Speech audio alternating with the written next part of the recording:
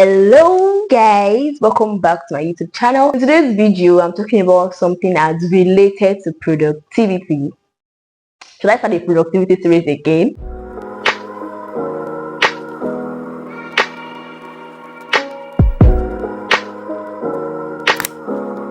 Welcome to today's episode of Honest Conversation with Fumiola Akpan. My name is Fumiola Akpan. Just in case you are seeing my beautiful and awesome face for the very first time, you're welcome. I'm a certified psychologist, a mental health advocate, and a teenage coach. Right on here, I talk about my faith in Jesus, I talk about lifestyle, I talk about mental health, and I talk about teenage growth.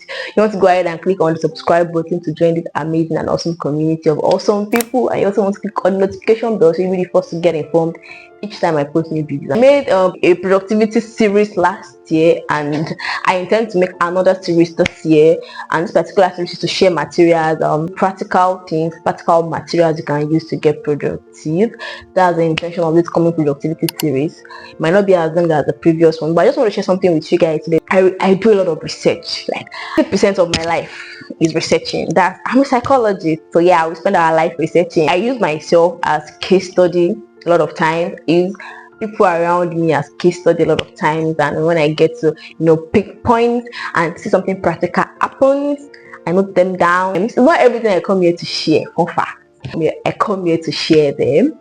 So something happened to me recently. It was just close to affecting my productivity, and because I research a lot, I've been in that shoes a lot of times, and it has affected my productivity in the past. So this time around I was able to hit the nail on the head and know why this thing always affects my productivity, and I was able to come out of it, and I was wow, so this is just how it is, and I am here to share today. I had to leave my space in April. I had to travel out of town for a meeting. Yes, that's the Believers Conference, just in case you know what I'm talking about.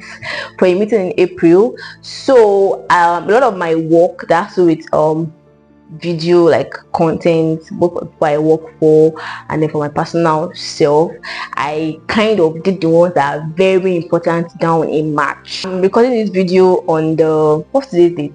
I think today is 19th of May. So before this day, the last time I made content was in March. I think March 31st. Yes, or thereabout. That was the last time I made a sit-up video like this.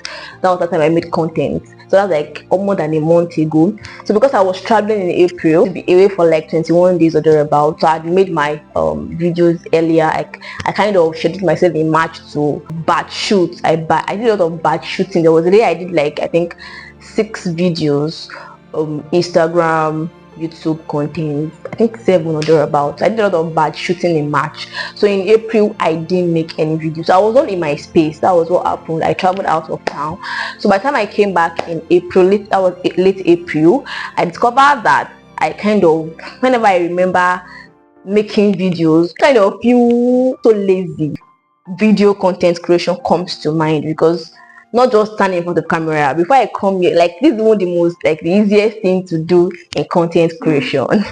Yes, this is the easiest thing to do. Like this is the most easy thing to do in content creation. Anything that has to do with scripting, that has to do with editing, because I have to do a lot of editing, because like most of the videos you guys saw in April were made in March, like I said earlier. So I was editing as well. I was like editing a lot of videos. So beyond just staying in front of the camera, some people say I had camera phobia. Even scripting, editing, coming up with ideas, I had phobia for them. I was lazy towards them.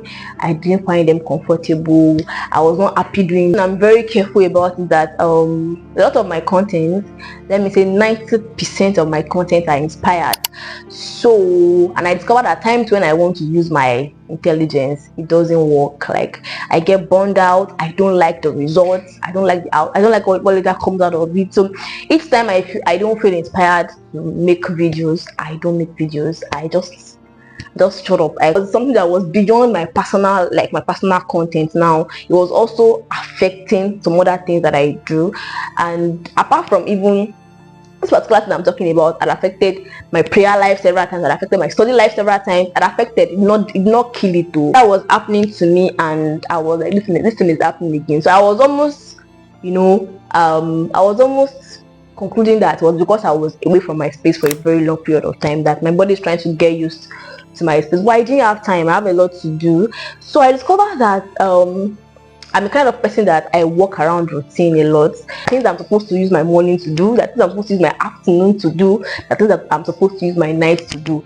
You see my productivity video, yes, I do what I teach.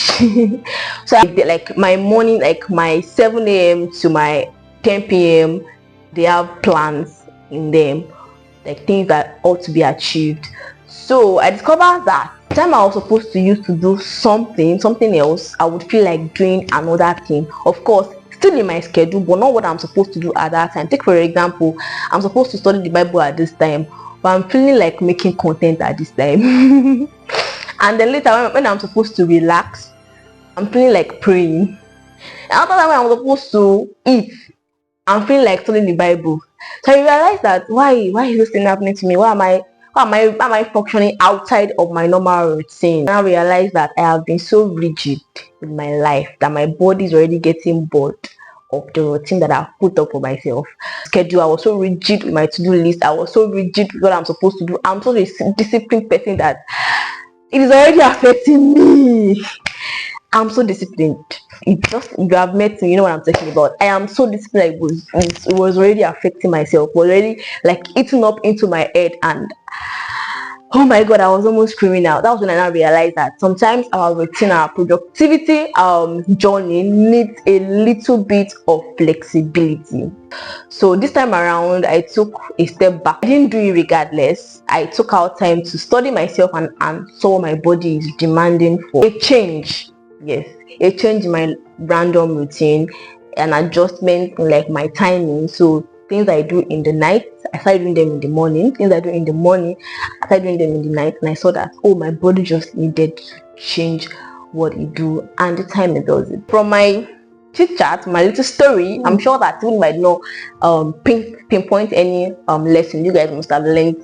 My major point, and that is that your productivity schedule, your productivity discipline needs some flexibility. When you are too rigid, you are giving your body time to just get bored and not like get so unhappy with what you are doing. But be so flexible that you can give room for your body to explode. I used to read in the morning. It's only in the morning that I can read. There are times that your body will feel like reading in the night. And if you have become so rigid in that thought, you will not be able to adjust, and it will not amount to a productive outcome. For you to be productive, you also have to sometimes take a pause and study your body to know what your body is really demanding at that time to achieve maximum productivity. That's my research and that's my discovery. Alright guys, I'm sure you guys learned more than a thing. Come to the end of today's video. Yeah, I don't want to leave, but I have to leave. Don't forget to click on the subscribe button. Don't forget, if you haven't done that, please do so now, and hit the notification bell so you'll be the first to get informed anytime and each time I post new videos. And also share this video with your friends, share on your WhatsApp status, share on your group chat, share to someone you feel that is going to be of value to them. Of course, I know this video is of so many value and you don't want your friends to miss out. I will see you guys in my next video. Toodles! Bye!